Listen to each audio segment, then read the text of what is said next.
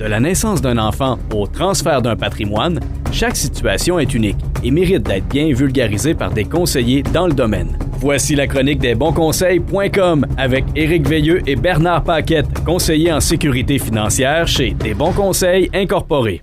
Salut Éric, ça va bien? Ça va super bien, vous autres? Ben oui, ça va bien. Hey, aujourd'hui, dans une journée où les dépenses sont palpables pour la Saint-Valentin, en tout cas, les filles espèrent que les gars dépensent un peu.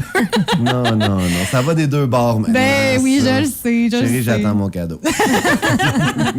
Justement, on va parler un peu d'argent, non pas pour la Saint-Valentin, mais plutôt parce que dans cette période-ci, écoute, c'est un peu la folie des REER. Ouais. Les impôts, ça s'en vient tout ça le 28. Donc, on va parler de prêts REER ce matin. C'est quoi ça? Ben, c'est ça, c'est que tranquillement, pas vite, là, les gens, les T4 ont rentré.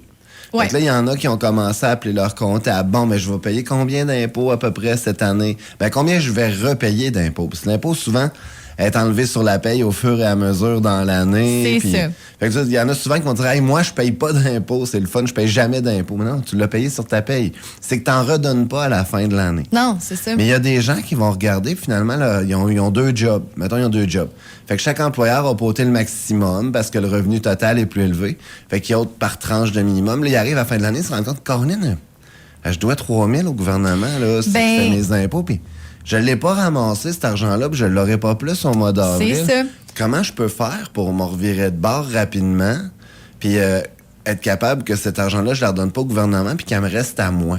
Bien, ça, c'est compliqué, hein, parce qu'il y en a des fois qui... Tu sais, je sais, dans les 2 dernières années, il y en a beaucoup aussi qui ont déménagé, qui ont changé de place. La pandémie, ça a fait bouger beaucoup de choses au niveau professionnel pour plein de gens.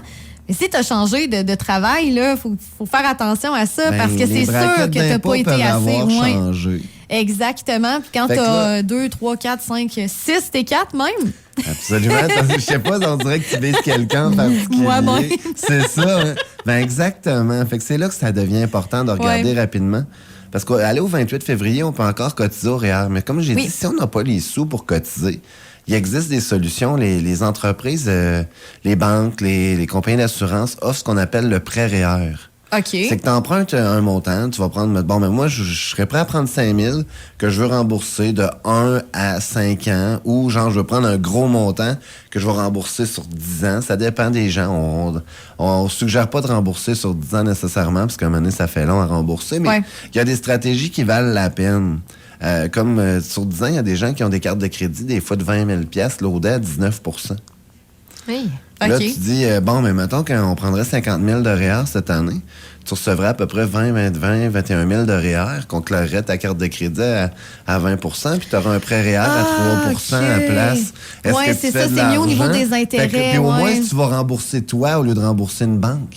C'est de l'argent que tu vas te placer de côté pour la retraite. Fait que c'est le genre de stratégie qu'il faut pas négliger. Fait que le prêt REER, ça peut être bon pour quelqu'un qui dit « J'ai pas l'argent pour payer mes impôts cette année. Ça me stresse. Je veux pas l'envoyer nécessairement à Justin et à François cette année. Je veux la garder pour moi, mais j'ai pas les moyens. » Le prêt REER, c'est une super belle alternative, puis ça fait baisser les revenus. C'est une solution à court terme, dans le fond, pour à court terme, aller puis aussi, oubliez pas que les petites familles... Si on prend des REER, on a le droit quand même au retour d'impôt. Les allocations familiales vont être plus hautes dans l'année, donc plus de revenus, plus de facilité à payer ses engagements. Puis si on est capable de payer le REER avec le retour d'impôt, au pire des pires, ça peut être une stratégie. Les travailleurs autonomes, il y en a beaucoup qui n'ont pas ramassé l'argent cette année. Ouais. Mais ça peut être une belle stratégie, là, de dire, bon, mais... il faut que je donne 10 000 au gouvernement cette année. Je ne l'ai pas tout ramassé. Comment je peux faire? Je ne veux pas les envoyer nécessairement. J'aimerais mieux me la placer pour moi puis de l'avoir. Ben, ça peut être une stratégie aussi.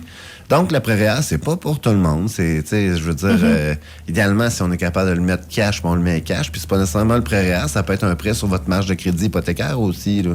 C'est pas à négliger non plus. Mais allez pas emprunter à 20 % sur votre carte de crédit pour prendre un REER. Là. Non, c'est ça. C'est la bonne solution, c'est celle que tu proposes, pas d'emprunter ça. Exactement. Ouais, le but, ça. c'est si au pire, on est capable de clairer les cartes de crédit avec ce genre de prêt-là, ça peut être intéressant. C'est pas, on vise pas ça, mais si on peut prendre une dette à 20 % puis la transférer à 3 % elle devient rentable. Ben, tu sais, il y a une phrase que j'ai déjà entendue qui m'a toujours fait sourire, c'est « ça prend de l'argent pour faire de l'argent ».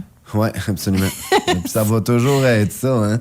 Oui, exactement. Je veux dire, c'est à cause si tu es capable d'investir, ben, quand le marché va passer, tu vas être capable d'investir. S'il y a une drop du capital immobilier, puis tu as de l'argent pour en acheter des hypothèques pas hautes, ben, plus tard, ils vont monter, c'est sûr. Fait que c'est une roue, puis c'est quand on commence à épargner. Le prêt REER, c'est une épargne obligatoire. Parce que là, tu as une dette, fait que tu veux la rembourser. La ramasser pour dire je la mets dans un compte, je la pile là, puis à la fin de l'année, je vais cotiser à Montréal. Le monde va le moins le faire. C'est sûr, tu peux en mettre tant par semaine. Mais les gens vont toujours, la majorité des gens vont dire, moi, je paye ma dette à tous les jeudis. Fait que c'est de l'épargne forcée. Ouais. Fait qu'on devient habitué à le faire. Fait qu'il est enlevé du budget. Fait que quand tu as fini de payer ton REER au bout d'1 an, au bout de 2 ans, tu es habitué de le mettre, ces 150 $-là. Mm-hmm. Fait que là, tu peux recommencer à le cotiser. Oui, c'est ça. Puis, moi, j'avais entendu comme truc que c'est bien, mettons, de mettre justement à chaque 2 semaines ou à chaque mois un certain montant, plus que mettre, mettons, si tu dis je veux mettre, mettons, 1200 $ dans une année en REER parce que j'ai pas beaucoup de budget. Ben, t'es mieux de mettre 100 $ par mois que d'attendre à la fin puis de mettre ton 1200. L'achat périodique, comme je parlais il y a 2 semaines, c'est que tu baisses ton risque, tu rentres pas tout dans le marché d'une shot. Donc, périodiquement, tu achètes un petit peu. Fait que si la bourse est plus haute une semaine, tu achètes plus haut. Si elle est plus basse l'autre semaine, tu achètes plus bas. Fait qu'au final, ton coût moyen va être entre les deux. Fait que tu n'auras pas payé le gros prix, pas le bas prix, mais au moins, tu vas avoir acheté quelque chose de moyen. Fait que le coût moyen fait baisser. Fait que ta capacité d'achat est encore meilleure parce que ton coût de part est meilleur. Ouais, puis depuis que j'ai commencé en tout cas, moi, c'est ça que j'ai fait. Je mets un certain montant dans le REER qui s'en va de même. Je m'en rends même pas compte que ça passe. C'est ça. C'est de l'habitude. C'est bien plus facile de sortir un 20 $ par semaine que 80 $ par mois. Oui. C'est le même montant. C'est exactement. C'est le même montant, mais on s'en rend moins compte. C'est un petit montant. Fait que, tu sais, on va mettre 20 $ pour aller chercher un Subway, c'est facile. C'est un Subway, je suis content. Mais 20 $ dans un compte pour épargner, on dirait que Caroline, c'est pas pareil, c'est pas le même 20 $. Oui, c'est ça. Mais on s'en va au resto pour la Saint-Valentin, là, ça coûte cher. Puis là, on se dit, mais c'est pour le couple, c'est le fun. Mais s'il passe systématiquement, ça devient facile à budgéter parce que ça devient une routine. C'est que tu vivais avec, mettons, 500 $ par semaine, mais tu vas vivre avec 4,80 $. Tu vas peut-être aller moins, justement, au restaurant pour cette partie-là, mais tu t'en rendras pas compte. Tu vas finir par aller autant au restaurant, mais tu vas avoir de l'argent de côté si t'arrive une bad luck.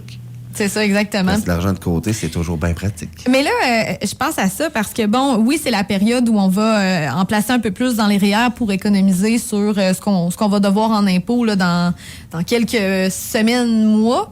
Mais est-ce que c'est toujours la solution d'aller tout mettre notre argent dans nos REER? Ou... Absolument pas. Okay. Chaque solution est différente pour chaque client. Quelqu'un qui a un gros fonds de pension gouvernemental, qui est sûr d'avoir son fonds de pension à la fin de l'année, est-ce que ça vaut nécessairement la peine qu'il mette son argent là? Mais c'est à calculer. Est-ce que vous voulez baisser vos impôts, monter les allocations familiales? Vous savez que vous allez en payer plus rendu à la retraite parce que là, vous allez sortir le REER plus votre fonds de pension. Quelqu'un qui a juste le REER, c'est plus facile de sortir intelligemment, pas qu'il paye d'impôts dessus. Fait que non, ça vient encore avec... Faut rencontrer son conseiller, faut sortir les chiffres, faut jaser. Exactement. C'est pas genre, fais ça sur le coin de la table, puis c'est réglé. Il y a bien des questions à se poser avant, c'est pourquoi. Le pourquoi est bien plus important que le combien, je vais toujours le dire. Et c'est toujours aussi vraiment déstressant de voir clairement où est ton argent et de faire le ménage un peu dans tout ça, puis que ça soit clair autant dans ton esprit que quand tu rouvres ton compte puis tu regardes qu'est-ce qui se passe dedans, toutes tes choses. C'est à cause que si tu as un plan de match, au moins tu sais où tu t'en vas. Oui, exactement. Parce que souvent, c'est de faire ça n'importe comment qui fait que tu n'as pas de plan de match, puis... je compare avec le football hier. Les deux équipes avaient un plan de match. Puis c'est l'équipe qui a respecté le mieux son plan de match qui a gagné. Puis c'est l'équipe qui s'est ajustée au fur de la game aussi. Fait que le plan de match, c'est fait pour être révisé. Je le dis souvent. À chaque année, il faut regarder où on est rendu, qu'est-ce qu'on a de fait. C'est ça. Et être un bon joueur financier, ça s'apprend. Absolument. Mais il faut un bon coach et vous êtes là pour ça. Exactement.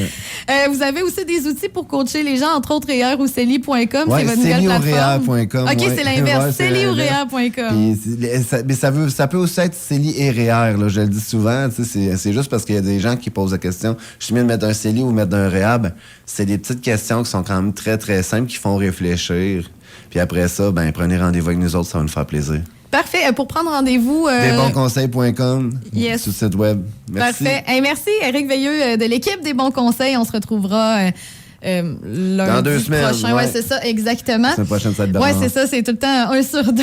Et en musique, justement, on parlait du Super Bowl. C'est Dr. Dre qui s'en vient avec The Next Episode. Wow. Yes, sir! Desbonsconseils.com vous a été présenté par Éric Veilleux et son équipe située au 135-25 boulevard Lacroix à Saint-Georges. De la naissance d'un enfant au transfert d'un patrimoine, différentes stratégies s'offrent à vous. Parce que chaque situation financière est unique. Vous devez vous assurer d'en tirer le maximum. Notre équipe d'expérience est là pour vous donner les bons conseils dont vous avez besoin. Communiquez avec nous au 228-72-24 ou desbonsconseils.com.